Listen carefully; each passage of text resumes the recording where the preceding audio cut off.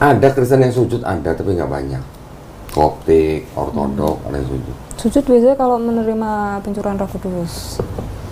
Kan Masa sih? enggak, kalau di gereja saya itu kan biasanya kalau udah kayak gitu mereka terus kan Tapi maksudnya secara umum kan Kristen tidak sujud gitu kan. tidak melakukan. Terus ini lagi. Matius 27 ayat 59. Ya. Lembarannya nggak ada yang hafal. Tapi kalau Quran, hard copy, soft copy di seluruh dunia dimusnahkan. Bakal ada lagi nggak Quran? Ada. Nggak sampai seminggu jadi lagi. Kenapa? Jutaan orang menghafal Quran. Jutaan orang loh, bukan ratusan loh sekarang. Bahkan ada yang bilang ratusan juta menghafal Quran. Tinggal panggil aja yang menghafal Quran, baca Quran, yang sini nulis. Nggak sampai seminggu jadi. Itu maksudnya. Kenapa Quran mudah dihafal? Karena itu adalah murni firman Allah. Jadi di situ. Nah sekarang ini pertanyaan untuk ngajak mikir, ya, ngajak mikir aja.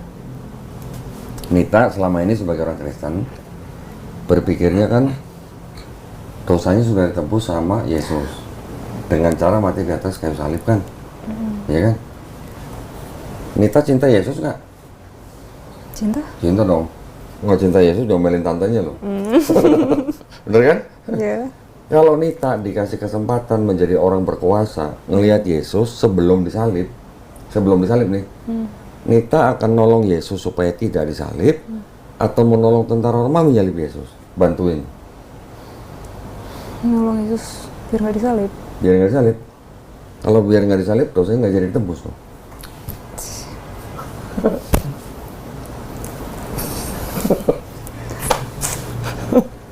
Dikasih juga saya bunuh juga dong. Nah, kalau bantu tentara Roma menyalib Yesus, katanya cinta Yesus, tega bener kan? Iya. Gitu. Tapi kan gitu kan konsepnya yang dipegang sama Kristen kan? Cinta Yesus, cinta. Tapi maunya Yesus disalib. Kontradiksi nggak sih? Batin yang normal gitu, yang wajar gitu. Iya. Hah?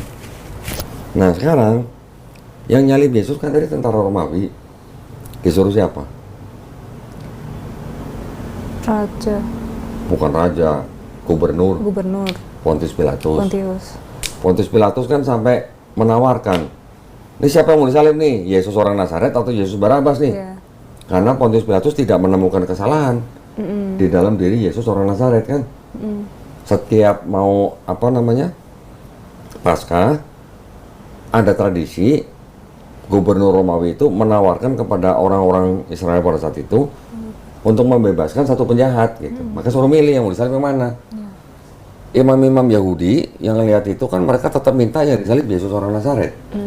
Yang Yesus Barabas ini penjahat loh, pemberontak, penjahat, diminta dibebasin, ya kan? Berarti yang minta supaya Yesus disalib kepada Pilatus kan imam-imam Yahudi, betul kan? Imam Yahudi dapat Yesus dari siapa? Itu siapa namanya? Pengkhianat. Yudas. Yudas Iskariot kan? Karena 30 keping uang perak. Iya. Tapi sebelum dia menyerahkan Yesus, dia dibisikkan sama siapa? Iblis. Kok tahu? Lo tahu? Kalau iblis tidak membisiki Yudas, Yesus bakal disalib nggak? Enggak. Enggak. Berarti tentara Romawi, Pilatus, imam Yahudi, Yudas, dan iblis buat Nita, orang Kristen, berjasa nggak? Serba salah ngomongnya kok. Berjasa tapi Ada ya, iblis. iya. Mau satu surga sama iblis? Kok dong? Nah kalau berjasa masuk surga, masuk neraka? Surga. Ya. Itu maksudnya. Itu hanya untuk membuat saya mengajak Nita ngajak mikir dengan logika yang sehat. Berarti Make sense nggak konsep keselamatannya gitu? Paskah itu tradisinya orang Romawi ya, Bu? Bukan. Paskah itu tradisinya orang Yahudi. Yahudi. Orang Yahudi merayakan yang namanya Pesach. Pesach itu adalah hari perayaan mereka untuk merayakan keluarnya bangsa Israel dari Mesir. Sekarang sama Kristen Paskah dijadiin untuk merayakan wafat dan bangkitnya Yesus. Yesus. Udah beda makna nih. Ya.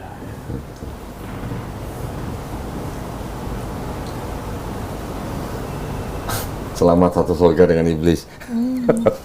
Enggak deh. Jangan acak-acak. Apa lagi? Iya. Tanya mamanya gitu. Soalnya mama itu tetap berpegang teguh kayak gitu kok. Iya, tanya gitu. Mah, mama kan percaya dosa mama udah ditebus dengan mati Yesus di atas kayu salib. Iya. Iya dong. Yang nyalib Yesus itu siapa, mah? Gitu. Ya sih, itu tadi tentara Romawi, Pilatus, Imam Yahudi, Yudas, sampai ada ayat dibisikin sama iblis. Kasih mamanya baca.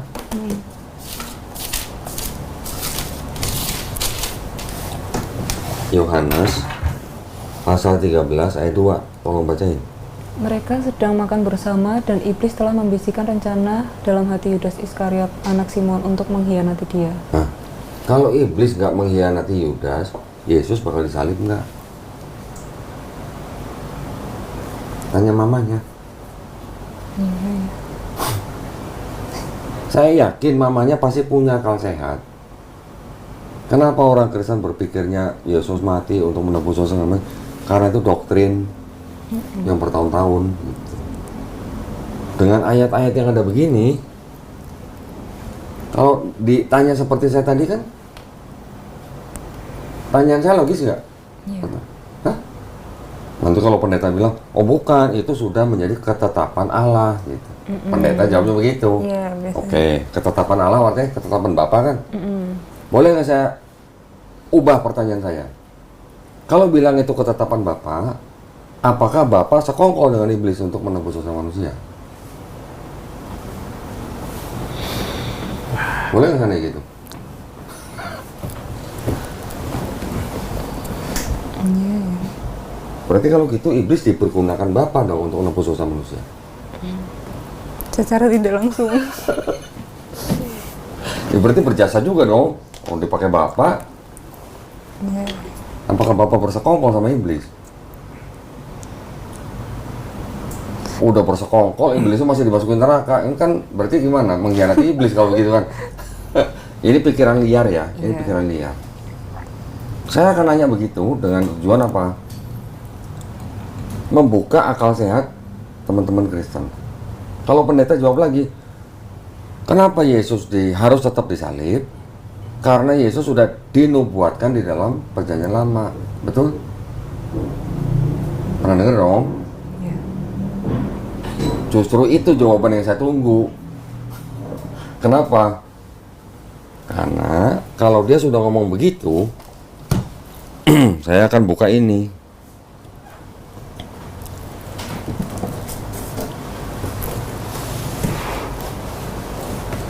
Saya akan buka ini dan ini. Nah, apa ini? Gitu kan. Ini yang tanah adalah kitabnya orang Yahudi. Nah, ini. Tanah. Torah, Nevi'im, Ketuvim. Torah itu yang disebut 5 kitab Musa, Kejadian, Keluaran, Muhammad, Bilangan, Ulangan. Nevi'im itu kitab nabi-nabi. Hagai, Habakuk, Daniel, Yesaya, Yeremia, Yeskiel dan sebagainya. Ketuvim, Kidung Agung, Amsal, Pengkhotbah, Ratapan dan sebagainya. 3 kelompok kitab ini dijadikan satu menjadi tanah. Disusunnya kapan ini tanah ini? Kira-kira tahun 450 sebelum Masehi. Hampir 500 tahun sebelum ada Yesus. 450 sebelum Masehi. Oke. Ditulis dalam bahasa Ibrani seperti ini. Ya. Ini saya punya versi ada bahasa Inggrisnya. Dan ini bahasa Ibraninya yang dulu pertama disusun tidak ada tanda baca seperti ini. Ini kan ada tanda bacanya nih. Titik-titik itu tanda baca. Tanda baca itu disebut nikut. Ya. Di abad ketiga, kira-kira tahun 270 sebelum Masehi, Kitab Tanakh yang dalam bahasa Ibrani ini diterjemahkan menjadi bahasa Yunani. Namanya apa? Septuaginta. Bahasa Yunani. Ya. Selesainya kira-kira di tahun 132 sebelum Masehi. Yesusnya belum lahir juga. Terus kitab ini beredar banyak versi sampai di abad-abad kedua, ketiga, keempat. Terjemahan Yunani ini terjemahannya diresensi. Apa tuh resensi? Dikritik terjemahannya, diubah-ubah sama orang Kristen, bapak-bapak gereja Kristen. Nanti boleh di Google. Bapak gereja namanya Origen, bapak gereja namanya Lucian, bapak gereja namanya Hesisius. Koreksi terjemahannya Hesisius ini yang akhirnya menjadi perjanjian lamanya orang Kristen. Yang ini perjanjian lama. Jadi perjanjian lama ini asalnya dari Septuaginta yang terjemahannya udah diubah-ubah, yang tadinya terjemahan dari Tanakh. Apa yang terjadi ketika terjemahannya ada yang diubah? Kitab ini menjadi seolah-olah berbicara tentang ada nubuat tentang Yesus. Gitu. Pernah dengar Yesus nanti akan dipanggil penasihat ajaib, Allah perkasa, Bapa yang kekal, Raja damai. Pernah? Pernah kan? Kita tes nih, kita tes ya. Kita tes. Ayat itu atau kata-kata itu adanya di sini. Betul nggak? Yesaya 9. Di sini ayat 5. Tolong bacain. Sebab seorang anak telah lahir untuk kita, seorang putra telah diberikan untuk kita, lambang pemerintahan ada di atas bahunya. Loh, kok? Apa? Loh, kok ini? Rio tidur nih kayaknya nih. Terus? Dan namanya disebut. Loh, kok? Itu siapa sih? Udah, terus? Namanya diberikan orang penasihat ajaib, Allah yang perkasa, Bapa yang kekal, Raja damai. Bener kan? Kalau baca begini, pendeta bilang, tuh lihat tuh, seorang anak lahir, seorang putra diberikan kita, lambang pemerintahan atas baunya, namanya disebut orang penasihat ajaib, Allah perkasa, Bapa kekal, Raja damai. Pendeta bilang ini buat Yesus, betul kan? Karena ada apa? Dan namanya, Iya. ya kan? Kalau udah ada namanya berarti kan anak itu yang disebut.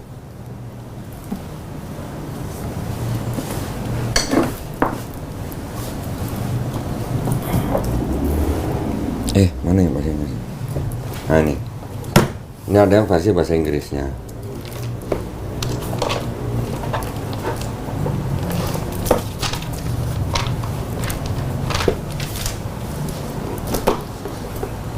Tolong bacain. Yesaya 9, kalau di sini ayat 6. For unto us a child is born, unto us a son is given, and the government will be upon his shoulder, and his name will be called Wonderful, Counselor, Mighty God, Everlasting Father, Prince of Peace. Nah, artinya sama kan? Tadi yang bahasa Indonesia kan? Karena di sini ada kata and his name. His name ini berarti nama anak itu kan. Mau disebut Wondrous Advisor, Mighty God, Everlasting Father, Prince of Peace. Itu kan? Sekarang kita cek yang punya kitab nih, terjemahannya kayak gimana?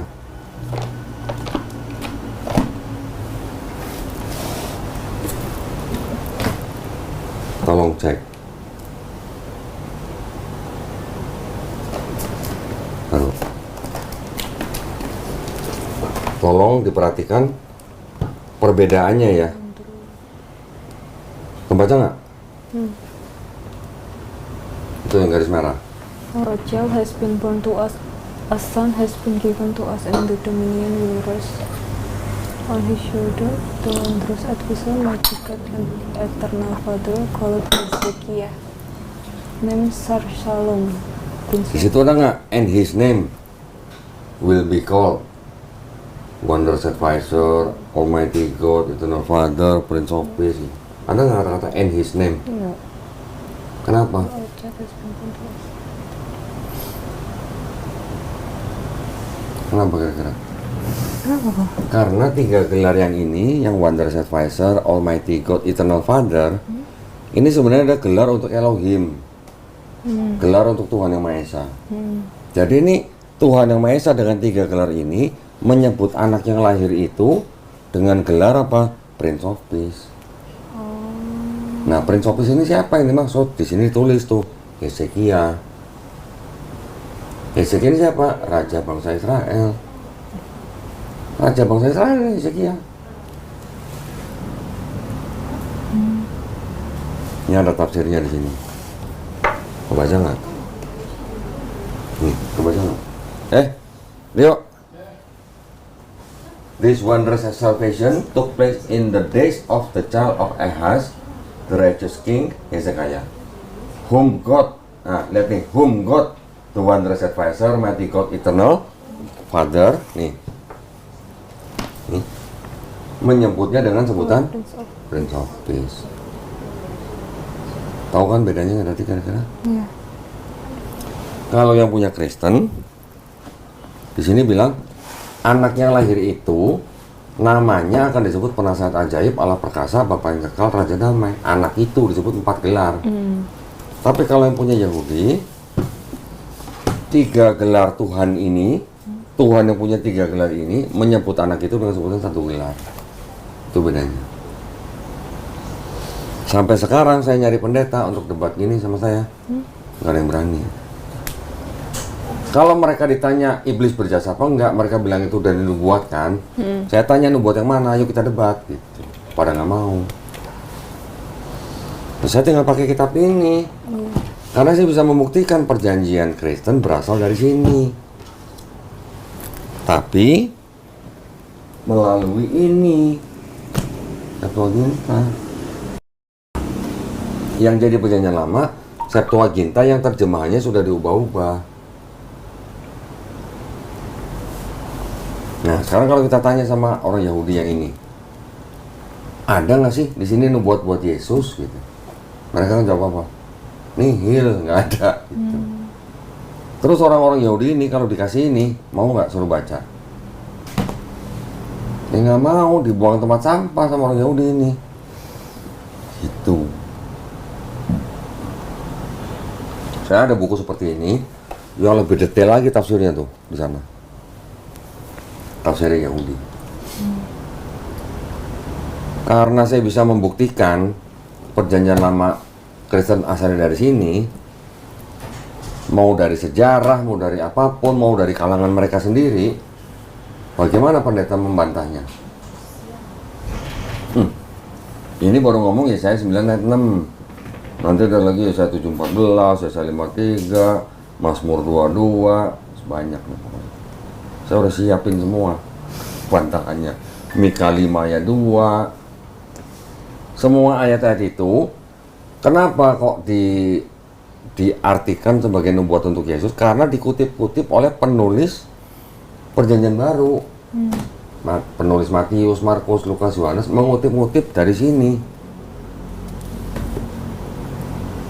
Jadi seolah-olah itu penggenapan buat nubuat Yesus.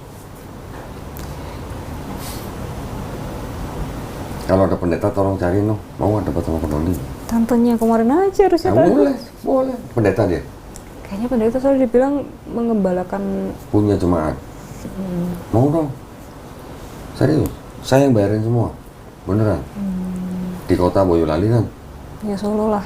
Solo. Banyak hotel bagus kan. Banyak. Nanti saya cari hotel yang bagus. Saya yang bayar semua. Kalau perlu nginep semalam di situ. Saya bayarin kamar, makan, transport saya bayarin, pulang saya amplopin. Bener. Serius. Iya. Saya udah dari 2002 begitu. Coba ya kok. Beneran. Serius. Kan sebenarnya niatnya kan saya mau ngajak mama juga kan. Maksudnya biar mama tuh juga lihat langsung gitu loh. Soalnya kan mama kalau saya jelasin dari sisi saya, ya bilangnya saya sok tahu lah atau apa, misalnya menyangkal. Pasti mamanya bilang kamu sok tahu karena kamu nggak kasih ayat. Nah, tapi kalau suruh baca sendiri gimana? Iya. Terkaget-kaget tuh. Kalau baca sendiri pasti kaget.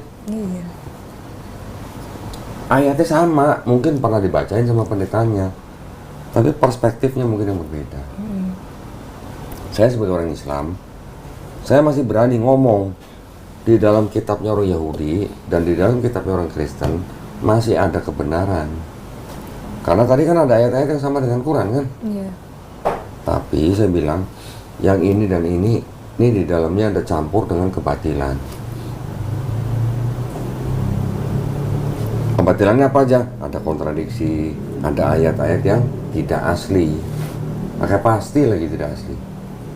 Sisipan, tambahan, pinjaman, pinjam tapi nggak dibalik-balikin gitu. Yang tadi saya maksud pinjaman adalah yang tadi karena Matius dan Lukas menyadur Markus, nah ini kan karena suka ngambil lagi. Matius ngambil Lukas, Lukas ngambil Matius gitu. Kontradiksi tadi sudah saya buktikan kan. Kelahiran Yesus saja beda 12 tahun. Iya. Tempatnya juga beda. Walaupun sama-sama lahir di Bethlehem, tapi orang tua Yesus yang di Matius tinggalnya di Bethlehem. Sebelum kabur ke Mesir, balik ke Israel, tapi langsung pindah ke Nazaret. Tapi kalau di Lukas, sebelum Yesus lahir, Yusuf dan Maria datang ke Yudea dari Nazaret. Dari Nazaret ke Yudea, sampai di Yudea Yesus lahir di Bethlehem. Setelah diserahkan ke Bait Suci, baru balik ke Nazaret di Galilea. Itu udah beda. Sesama Kristen aja memperdebatkan itu aja sampai sekarang belum selesai. Ya, saya pernah lihat yang Kohdodi ngundang beberapa pendeta, ada yang percaya Tritunggal, ada yang percaya Tuhan Maha Esa. Iya. Saya suruh mereka debat, saya jadi wasitnya, jadi moderator. Saya yang pusing dengerinnya. Debat. Mungkin baru pertama kali tuh di dunia Kristen lawan Kristen, moderatornya Muslim. Muslim. Padahal tiga-tiganya Cina semua, Cina Jawa semua. Ini kan tadi kalau Al-Quran kan tadi dari Wahyu itu kan, Bro. Tapi dia itu kan Nabi Muhammad datang setelah Isanya udah 600 tahun. 600 tahun. Otomatis kan udah nggak ada nabi-nabi yang pas di Iya, zamannya. itu namanya masa Al-Fatrah, Al-Fatrah. masa kekosongan. Kosongan. Tapi kok bisa Al-Qur'annya isinya sama kayak yang Karena berasal dari wahyu Allah. nah itu. Ya kalau bukan wahyu Allah dari mana? Sekarang saya buktikan. Mungkin Nita bukan ilmuwan, mungkin. Tapi kalau dikatakan di Quran bahwa ada laut yang tidak bisa bersatu, airnya yang satu warna coklat atau biru dengan warna apa ya, coklat sama biru lah misalnya, nggak bisa bersatu gini. Adanya di mana? Di Selat Gibraltar Spanyol. Dan di Islam kita paham ada hadis cerita tentang Nabi kemana atau berbuat apa gitu, bicara apa gitu. Tidak ada cerita Nabi Muhammad SAW pernah ke Selat Gibraltar di Spanyol, nggak ada ceritanya. Tapi kok Nabi bisa mengatakan seperti itu tuh? Dari mana? Kalau bukan dari wahyu dari Nabi. Iya. Di Quran juga diceritakan langit dan bumi dulunya menyatu, terus kami pisahkan keduanya. Mirip nggak dengan Big Bang? Pernah dengar Big Bang? Ledakan besar. Mirip nggak? Di Quran diceritakan gunung itu seperti pasak. Pasak tahu kan? Seperti paku yang besar itu. Baru 50 tahun yang lalu, Profesor Frank Press menulis buku judulnya The Earth, Mountain is Stake or Pack. Stake atau pack itu artinya apa? Seperti pasak. Gunung apa namanya? Gunung Mount Everest paling tinggi, tingginya 8.800 meter atau 8,8 kilometer. Pasaknya atau akarnya 125 kilometer. Dan Nabi Muhammad SAW memang punya sonar gitu ngeliat gunung seperti pasak. Tahu dari mana? Kalau di Quran ada ayat, kami berkuasa menciptakannya dan kami berkuasa untuk meluaskannya. Jadi maksudnya alam semesta itu makin lama makin luas gitu. Zaman sekarang ilmuwan taunya gimana? Alam semesta. Langit pertama kita tuh makin lama makin besar. Alam semesta itu makin besar. Yang ngomong siapa? Profesor siapa? Edwin Hubble yang pakai teleskop yang gede raksasa. Stephen Hawking juga ngomong alam semesta kita mengembang. Nah, Nabi Muhammad SAW dulu pakai teleskop apa gitu? Kok bisa ngomong kami meluaskannya? orang zaman itu tuh yang mana yang pakai teleskop, yang tahu kalau langit kita tuh makin lama makin luas gitu. Itu kan udah bukti, nggak mungkin karangan seorang manusia.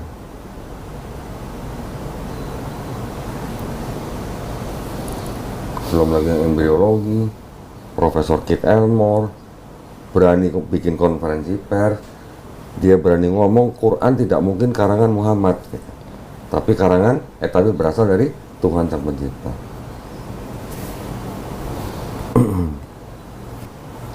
Itu kok kalau apa namanya, kalau misalkan memang Islam itu juga mengakui Nabi Isa, karena itu juga katanya di akhir zaman Nabi Isa yang memimpin melawan perang melawan Dajjal, memimpin sholat kan, Membunuh Dajjal, Dajjal, mematahkan salib, membunuh babi, menghilangkan jizyah.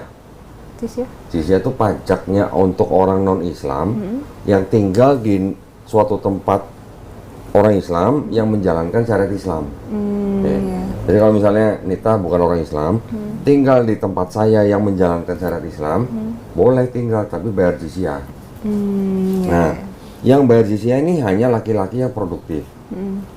Perempuan, anak-anak, orang tua nggak perlu bayar. Besarnya jizyah yang dibayar laki-laki produktif ini tidak lebih besar daripada zakat yang dibayar sama orang Islam, lebih kecil gitu.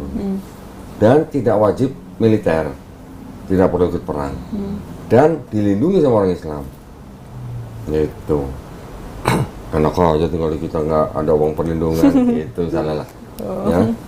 Tapi maksudnya apa? Nabi Isa alaihissalam di dalam Islam kita juga percaya akan turun lagi untuk membunuh Dajjal, mematahkan salib, membunuh babi, menghilangkan jizyah. Salib dan babi ini urusannya sama siapa kira-kira? Salib dan babi. Kira-kira aja. Maksudnya urusannya sama siapa? Iya, kalau Nabi Isa diturunkan kembali untuk mematahkan salib dan membunuh babi, itu kira-kira urusannya dengan orang agama apa? Kristen. Nah, itu tahu. Itu ada ayatnya kok. Hadisnya. Hadis itu sabda atau perbuatan atau diamnya Nabi. Nah, hadis itu macam-macam tingkatannya. Hadis sahih berarti otentik. Yang meriwayatkan orangnya alim, orangnya jujur, nggak pernah bohong, dan urutan periwayatnya itu sampai kepada Nabi Muhammad SAW. Jadi ceritanya itu benar-benar berasal dari Nabi Muhammad SAW yang menceritakan orang-orang yang alim, nggak pernah bohong. Kalau diantara beberapa orang yang cerita ini, nggak usah bohong sama manusia, bohong sama ayam aja, itu hadis tingkatannya turun jadi Hasan. Hasan itu baik lah gitu. Ya, di bawahnya Hasan nanti ada hadis doif gitu. Di bawahnya doif nanti ada lagi hadis maudhu gitu. Ini banyak tingkatannya. Ini siapa nulis? Matius, Markus, Lukas, Yohanes. Tadi di sini bilangnya apa? Anonim. Iya, anonim. Ya kan? Kalau anonim berarti menurut ilmu hadis Islam, berarti hadis apa itu? Apa tadi nama? Maudhu atau mungkar gitu. Oh iya. Jadi boro-boro sohi gitu. Boro-boro Hasan. Nah, itu kan nanti dia kan melakukan itu kan kok. Yesus kan nanti melakukan itu semua kan. Otomatis kan jasanya ya besar ya kok, maksudnya untuk melawan Dajjal dan sebagainya, memimpin sholat juga. Tapi kok kayak yang disebut-sebut di Islam tuh seringnya tuh Nabi Muhammad gitu loh, kayak yang diakui nabiku Nabi Muhammad gitu. Tahu nggak Nabi Isa alaihissalam di Quran disebutkan berapa kali? Berapa? 25 kali.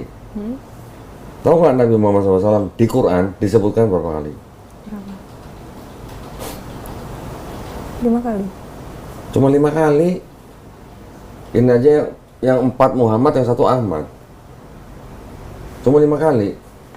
Nabi Isa alaihissalam 25 kali. Tapi kok secara doa gitu kenapa nabiku Nabi Muhammad? Oh, doa, Iya. sholat maksudnya. Sholat ya? Ya. Karena Nabi Muhammad SAW kan Nabi terakhir. Iya, yang menyempurnakan ini tadi. Yang menerima risalah yang disempurnakan. Yang menyempurnakan siapa? Ya yang menurunkan syariat itu. Ya Allah Subhanahu wa Ta'ala. Dengan Quran dan sunnahnya. Jadi ketika kita sholat, yang kita ucapkan dalam bacaan wajib sholat, yaitu ada nama Nabi Muhammad SAW, tapi ada satu lagi. Apa? Siapa? Tahu nggak? Ibrahim. Ah, itu tahu. Pernah sholat ya? Jangan-jangan pernah sholat nih. Belum. Baru kemarin. Saya kasih ayat ya.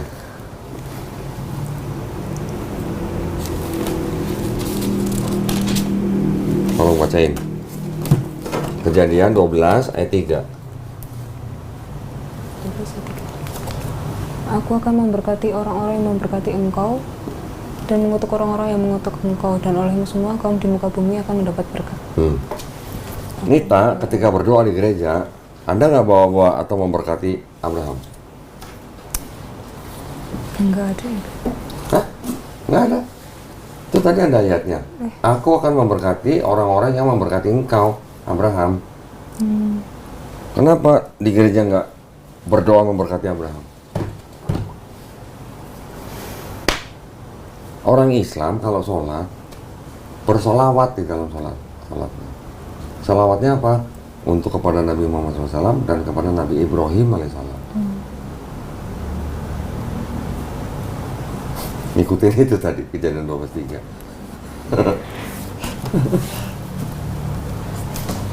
Sekarang kan Elohim atau Tuhan yang Maha Esa ini sudah menurunkan hukum-hukum ya kepada bangsa Israel dengan Taurat dan Injil. Sebagian di Taurat itu ada yang dihalalkan kalau sebelumnya diharamkan di dalam Injil. Di sini ada. Ketika di Quran, syariat atau hukum yang ada di dalam bangsa Israel ini yang dimaksud dengan disempurnakan. Nah, disempurnakan contohnya apa? Contohnya misalnya di Bani Israel misalnya ada beberapa yang diharamkan, di Quran dihalalkan. Contoh lagi misalnya di Bani Israel ada yang namanya perpuluhan. Bayar nggak? Kadang-kadang. Kadang-kadang Berapa persen? 10%. Di Islam disempurnakan, jadi 2,5%. Itu pun hanya memenuhi syarat. Kalau yang di Bani Israel perpuluhan itu hanya untuk suku Lewi, diperuntukkan juga bagi janda-janda miskin, diperuntukkan juga buat orang-orang yang musafir sedang melakukan perjalanan. Di Islam zakat itu diperuntukkan bagi 8 asnaf.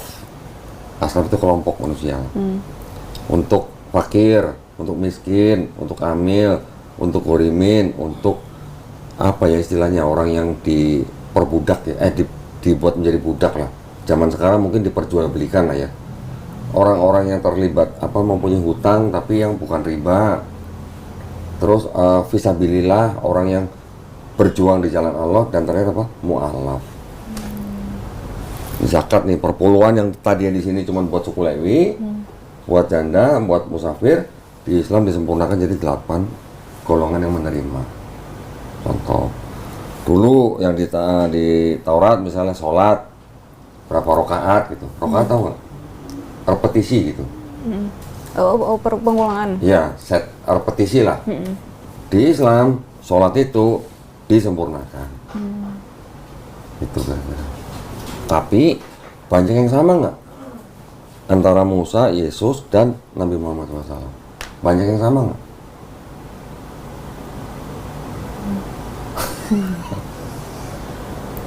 Tapi kalau dibandingkan dengan Kristen, sama nggak? Hah? Enggak. Yesus sunat nggak? Sunat? Sunat. Kristen?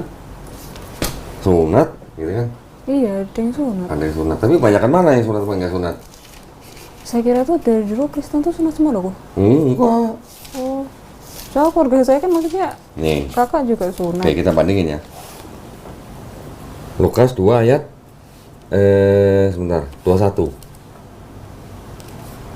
Dan ketika genap 8 hari dan ia harus disunatkan, ia diberi nama Yesus. Nah, yaitu Yesus nama- nih, Iya. sunat ya. Yesus kira-kira makan babi nggak? Enggak.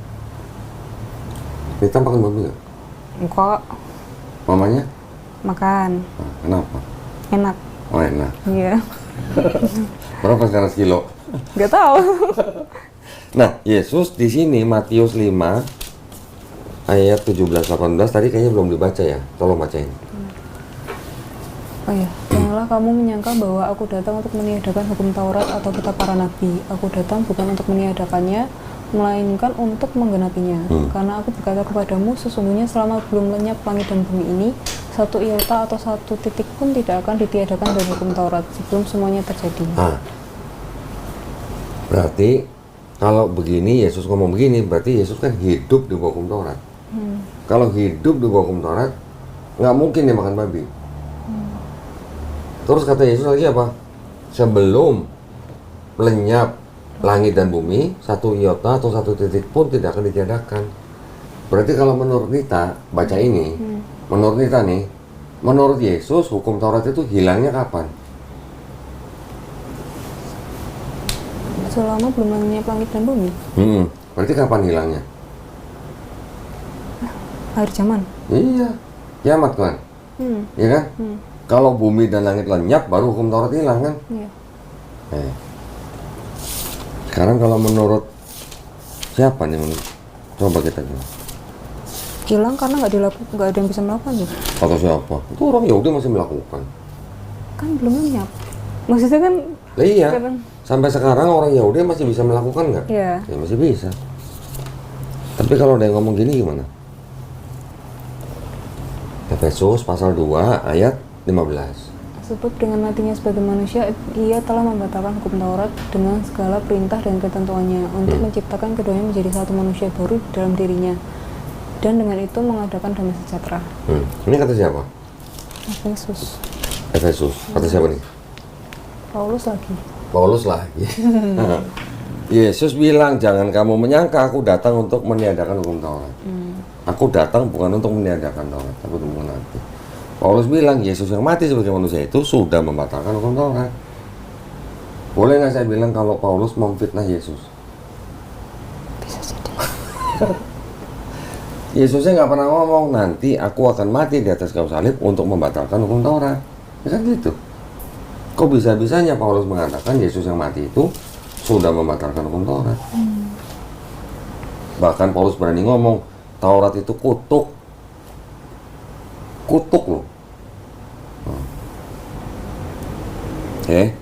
Yesusnya disunat, Yesusnya nggak makan babi, Yesusnya puasa nggak? Puasa. Puasa dong. Matius 4 ayat 2. Ya kan? 40 hari kan? Nah, di Islam sekarang sudah disempurnakan, jadi selama bulan Ramadan. Yesusnya sujud nggak? Sholat nih. Mana sih kok? Saya penasaran sama yang itu. Yang sujud. Matius 26 ayat 39. Oh, yang mau ditangkap itu ya? Baca pelan-pelan dong. Yang 39? Iya. Maka ia maju sedikit lalu sujud dan doa. Lalu apa? Sujud dan berdoa. Nita doanya sujud nggak di gereja?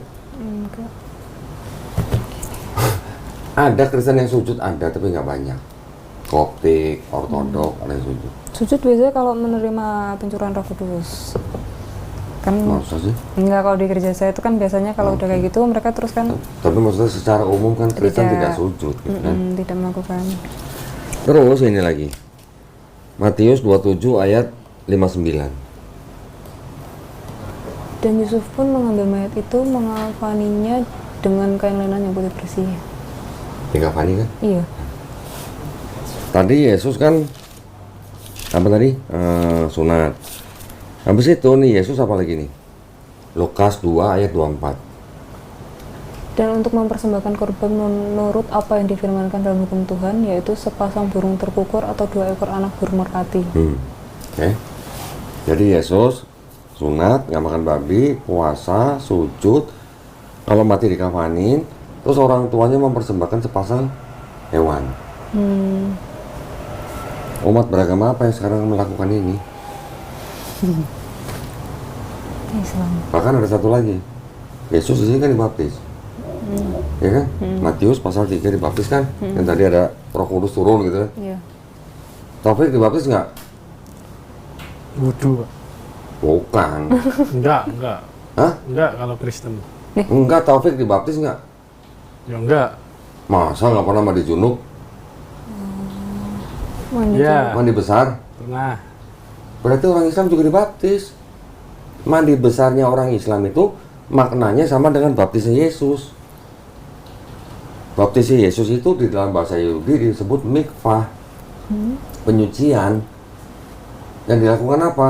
Ketika laki-laki mimpi basah, atau suami istri habis berhubungan, atau wanita datang bulan, setelah suci mereka bersucinya dengan baptis. Orang Yahudi begitu, tapi orang Kristen baptisnya apa? Manusia lama sudah ditenggelamkan, yang keluar manusia baru dalam Kristus. Jadi baptisnya Kristen sama baptisnya Yahudi itu maknanya beda.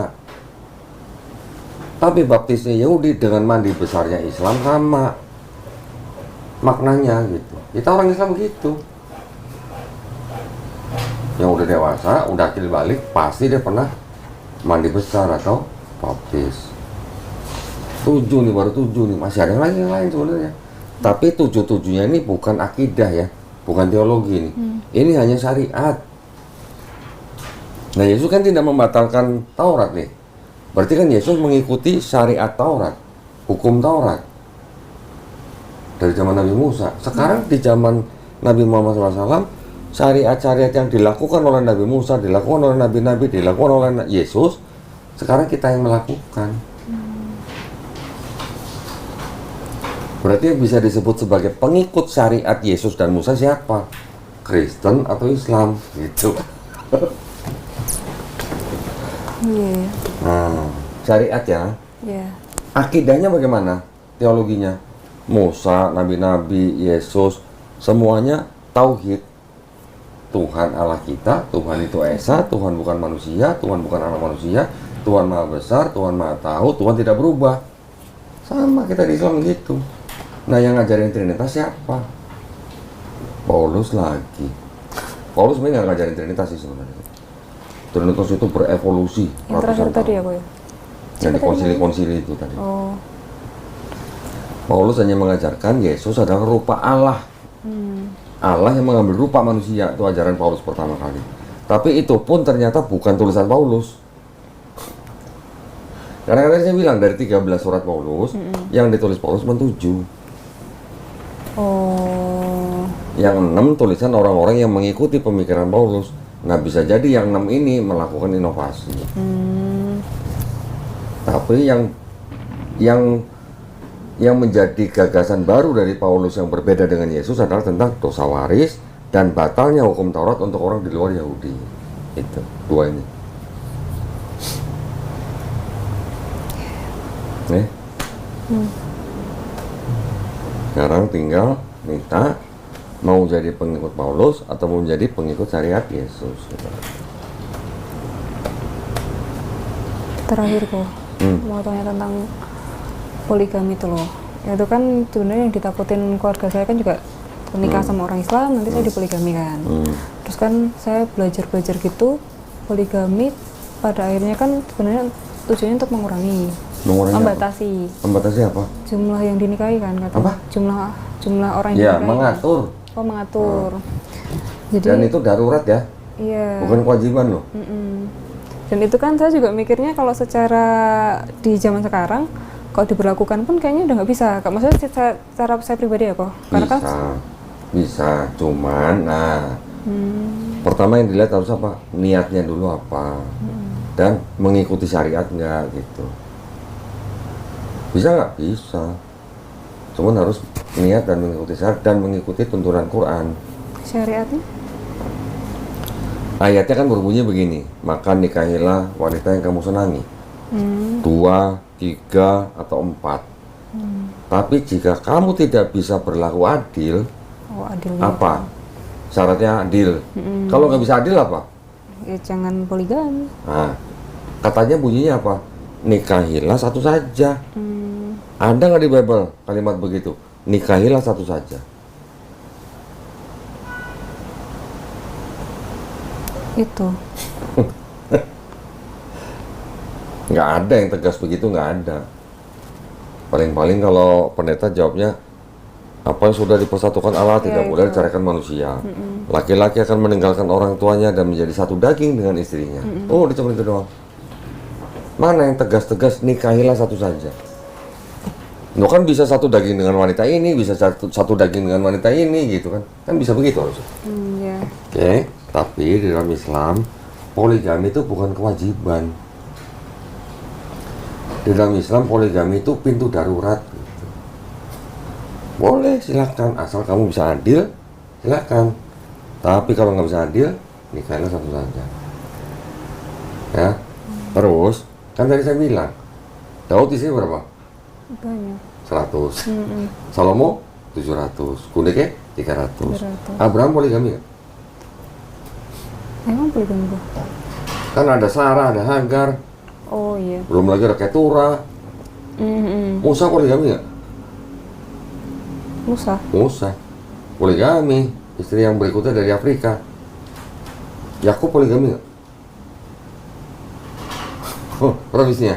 4. 2 wanita merdeka, 2 budak.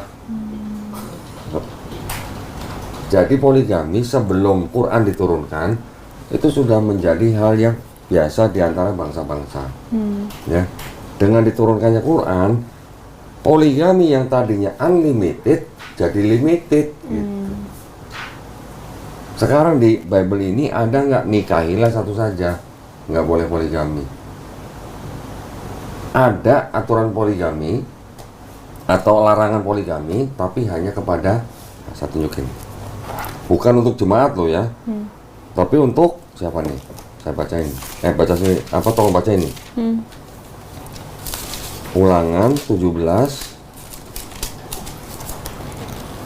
ayat 17 nih. Ulangan 17 juga. Janganlah yang mempunyai banyak istri, supaya hatinya jangan menyimpang. Emas dan perak pun janganlah ia kumpulkan terlalu banyak. Ini buat siapa? Tentang raja. Jadi raja Israel di ayat ini disebutkan jangan ia mempunyai banyak istri. Untuk raja. Oke. Bentar lagi. Malah nih yang nyuruh Timotius nih. 1 Timotius nih, kan Timotius kan Paulus kan? Ya. Pasal 3 ayat kedua. Karena itu penilik jemaat haruslah seorang yang tak bercacat, suami dari 1 istri, dapat menahan diri, bijaksana, sopan, suka memberi tumpangan, cakap mengajar orang. Penilik jemaat itu apa? Penilik jemaat. Gembala sidang kan? Nah, berarti pendetanya tuh. Pendetanya nggak boleh poligami. Sama satu lagi apa nih? Ayat 12. Dia kan haruslah suami dari 1 istri dan pengurus anak-anaknya dan keluarganya dengan baik. Dia kan tuh apa? Pekerja gereja kan? Jadi larangan poligami di dalam Bible itu hanya kepada siapa? Raja Israel, Pendeta. penilik jemaat, diaken. Yang buat jemaat ada nggak? Nggak ada ya? Hah? Bisa nggak cari saya? Larangan buat jemaat poligami.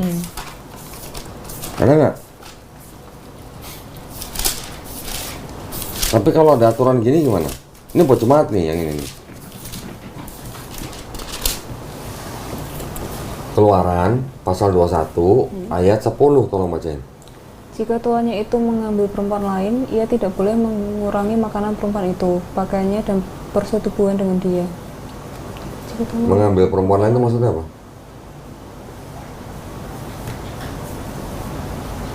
Hah? Mengambil perempuan lain itu maksudnya apa? menikahi Iya. perempuan, Tidak boleh mengurangi apa? makanan perempuan itu, Makanan dan persetubuhan dengan dia. berarti harus apa? Adil. Nah, ini ada aturannya kalau poligami harus adil di perjanjian lama. Larangan poligami hanya untuk Raja Israel, penilik jemaat, dan diaken. Buat jemaat yang mana? Ini. Jangan kecewa. Di dalam Kristen dan Katolik, yang melarang poligami bukan kitabnya. Yang melarang siapa? Pemuka agamanya. Namanya Paus Leo ke-13 di abad 19. Bukan kitabnya yang melarang, pemuka agama yang melarang. Gitu. Kalau bagi si suaminya itu udah adil, tapi bagi istrinya nggak adil, itu bisa nggak Bang? Maksudnya gimana? Misalkan nih kan si suaminya mau poligami, dia merasa aku nanti bisa adil, tapi si istrinya merasa itu nggak adil gitu. Itu Nah, bisa nggak? sekarang yang namanya adil itu gimana sih? Harus sama. Apakah kalau punya istri 4, semuanya harus dikasih tiap bulan 10 juta masing-masing? Apa itu yang dinamakan adil? Oh enggak. Hah? Gimana dong? Iya harus gitu nggak sih Kak? Loh, tapi kalau istri pertama anaknya 2, istri kedua Oh, anaknya iya. 1, istri ketiga anaknya 3, Kurang. istri 4 anaknya 5 misalnya, apakah harus sama 10 juta? Enggak. Nah itu maksudnya. Kalau semuanya dengan kondisi berbeda-beda dikasih uang yang sama, justru itu yang nggak adil. Yang adil itu ya sesuai dengan kebutuhan mereka masing-masing. Dan adilnya tidak hanya masalah materi, tidak hanya masalah makan, tapi juga masalah rohani atau batin gitu. Nah itu tadi pas satu buahnya aja nggak boleh dikurangin. Iya. Itu tapi saya mau nanya sama Nita. Ibu Nita punya anak berapa? S1 ya? 2. 2 kan? Menurut Nita, ibunya lebih sayang Nita atau kakaknya? Menurut Nita? Katanya dua-duanya, tapi kayaknya sih ke kakak. Kayaknya, ya kan? Seorang wanita aja tidak bisa membagi perasaannya seadil-adilnya kepada darah dagingnya sendiri. Apalagi suami kepada 4 istrinya gitu. Jadi adil itu bukan hanya masalah batin, tapi juga materi, betul. Iya. Ya kalau bisa menjalani monggo silakan, tapi harus adil. Kalau nggak adil, nikahnya satu saja. Nikahi satu saja. Nah, di seluruh dunia hanya Quran yang ada kalimat nikahilah satu saja. Sini nggak ada, kitab lain nggak ada. Cukup menjawab? Cukup menjawab nggak? Atau Cukup. kurang? Cukup. Kurang contoh? Soalnya ini kontra sama Kodondi.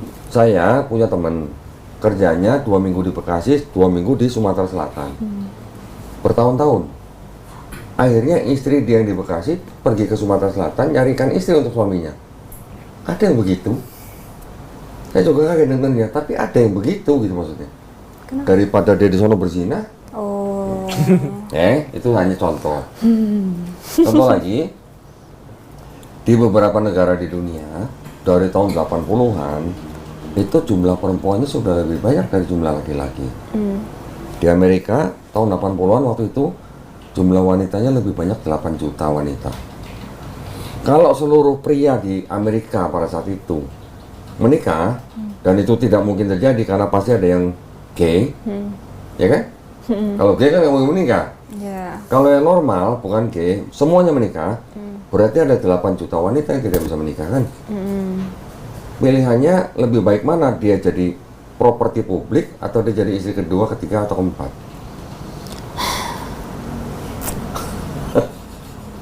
Gak beda. Tahu kan properti publik? Iya. Kalau properti publik dapat apa dia? Atau jadi simpanan orang lah gitu. Dapat apa? Dapat duit? Dapat duit. Tapi harkat martabatnya terjaga nggak? Enggak. Tapi kalau dia jadi istri kedua, ketiga atau keempat, harkat martabatnya terjaga. Keturunannya juga jelas, bapaknya siapa, warisannya juga jelas, gitu. Dengan hukum Islam ya, gitu.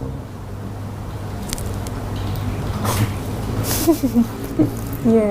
Ya, di Amerika tahun itu satu orang lah, pokoknya satu orang lah, entah laki-laki perempuan, sebelum menikah biasanya mereka bisa punya pasangan tidur 8 sampai 12 orang.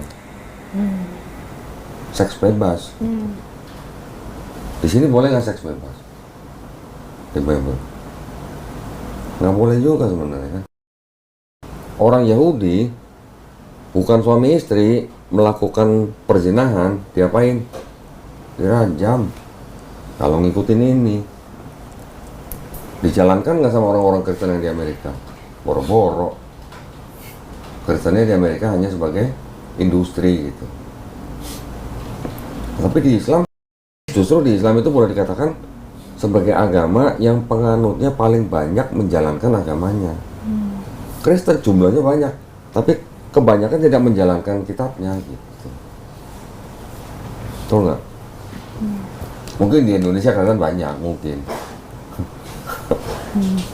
Tapi kalau di Eropa kumpul kebo dan sebagainya, Iya. apa ngikutin ini? Kan enggak.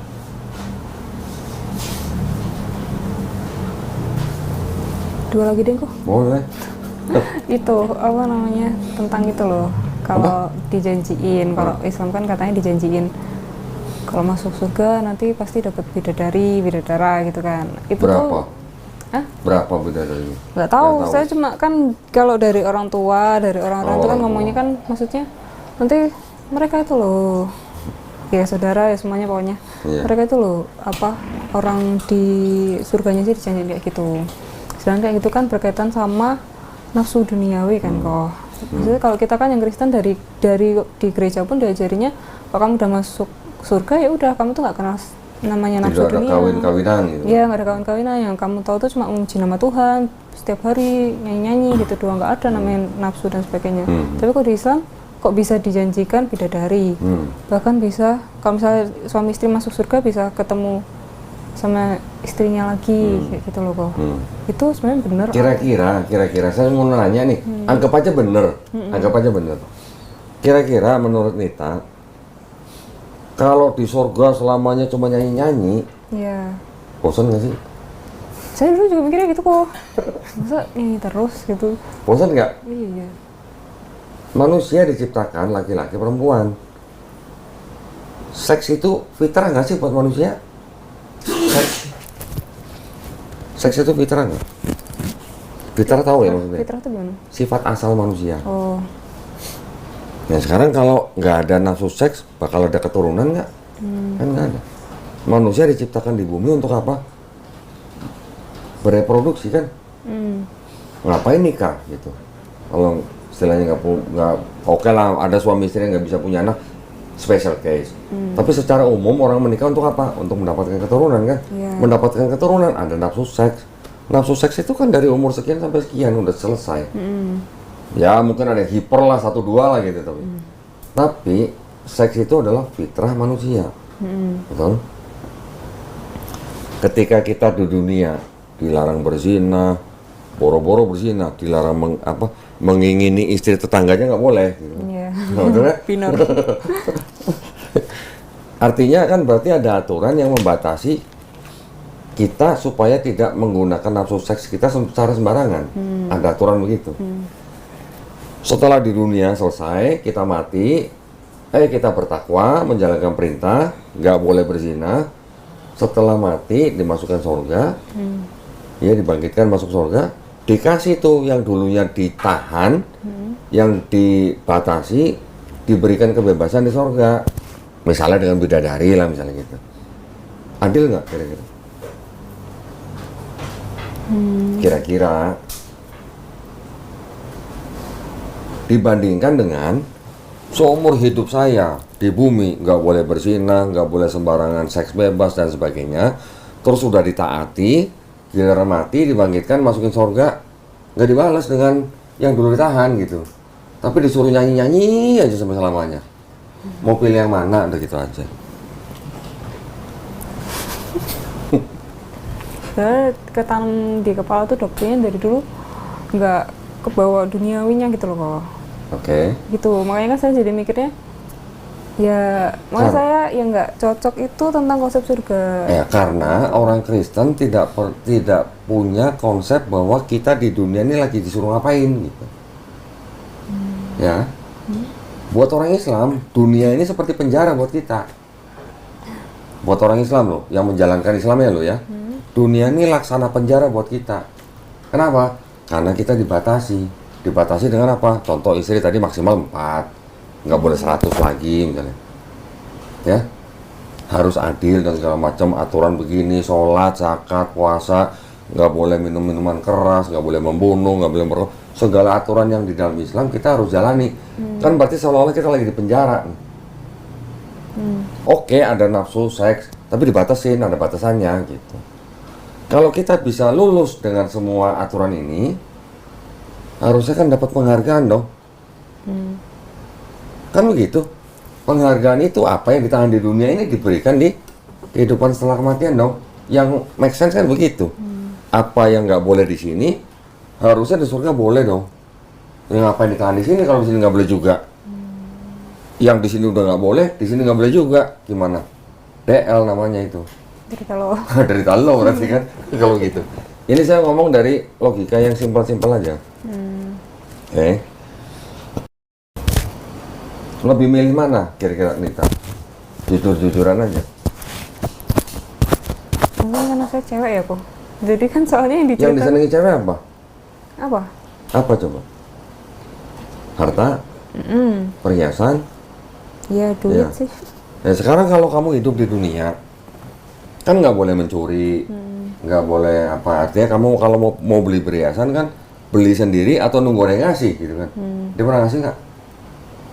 Belum. Oh boro-boro ya. Artinya kalau kamu nggak bisa mudah mendapatkan perhiasan di dunia, kamu tahan, kamu nggak mencuri, nggak apa segala macam. Ketika kamu mati pindah ke surga, dibalasnya dengan apa? Yang keinginannya itu Ya iya, dan dibalasnya dengan apa? perhiasan. Ya iya, itu kan yang adil. Soalnya kan bilangnya ya itu tadi, misalkan kita dua-duanya masuk surga gitu. Terus istrinya, misal yang meninggal duluan istrinya udah nunggu suaminya di surga. Terus suaminya masuk surga, yang dicari bidadari, terus ngasih istrinya gitu. Atau siapa, nggak semuanya begitu. Nah sekarang saya kasih tahu ini. Yang mengatakan 72 bidadari. Nah nih 72 biasanya diserang, yang kita terima serangan itu adalah 72. di Islam ada janji nanti kalau masuk surga